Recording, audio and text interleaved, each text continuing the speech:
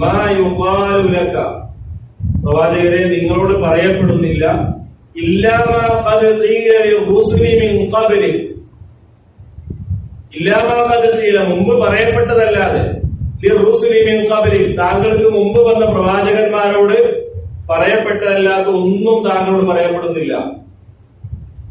അപ്പോൾ ഈ പരിഹാസവും വിമർശനങ്ങളും ഒക്കെ മുമ്പേ ഉള്ളതാണ്. പ്രവാചകൻ സല്ലല്ലാഹു അലൈഹി വസല്ലമക്ക് മക്ക കാലഘട്ടത്തിൽ പ്രബോധിത സമൂഹത്തിൽ നിന്നും ഏൽക്കുന്ന വലിയ വിമർശനങ്ങളും പരിഹാസങ്ങളും, അതിനിടയിൽ അള്ളാഹുവിന്റെ ആശ്വാസവാക്കൾ, അറബിയിൽ തസ്ലിയത്ത് എന്ന് പറയും, ആശ്വാസവാക്കൾ എന്താണ്? ഈ മാർഗത്തിൽ വരുന്ന ആളുകൾക്കൊക്കെ കേൾക്കേണ്ടി വന്ന വിമർശനങ്ങൾ തന്നെയാണ് താങ്കൾ കേൾക്കുന്നത്. അതാ നബി സല്ലല്ലാഹു അലൈഹി വസല്ലമയുടെ പാതയിലുള്ള പ്രബോധന മേഖലയിലുള്ള എല്ലാവർക്കും ആശ്വാസവാക്കൾ.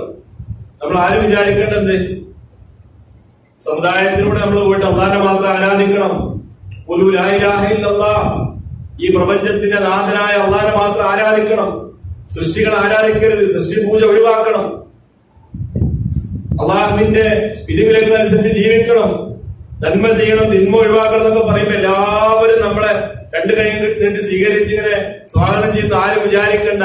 എല്ലാ പ്രവാചകന്മാരും വിമർശനങ്ങൾ കേട്ടിട്ടുണ്ട്. അപ്പൊ അതുകൊണ്ട് എനിക്കൊരു പുത്തരിയല്ല, ഇതൊരു പുതിയ സംഗതിയല്ല.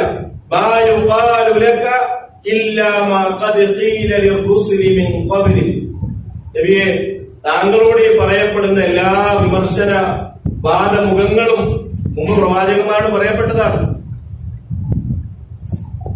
ഇന്ന റബ്ബക ലദൂ മഗ്ഫിറത്തിൻ വദൂ ഇഖാബിൻ അലീം. ഇന്ന റബ്ബക നിശ്ചയമായി നിന്റെ രക്ഷിതാവ് ലദൂ മഗ്ഫിറത്തിൻ, ഇങ്ങനെയൊക്കെ ആണെങ്കിലും അങ്ങേയറ്റം പൊറുക്കുന്നവരാണ്. അല്ലാഹുവിന്റെ വിശാലമായ റഹ്മത്തിന്റെ ആ പ്രയോഗം നമ്മൾ ശ്രദ്ധിക്കുക.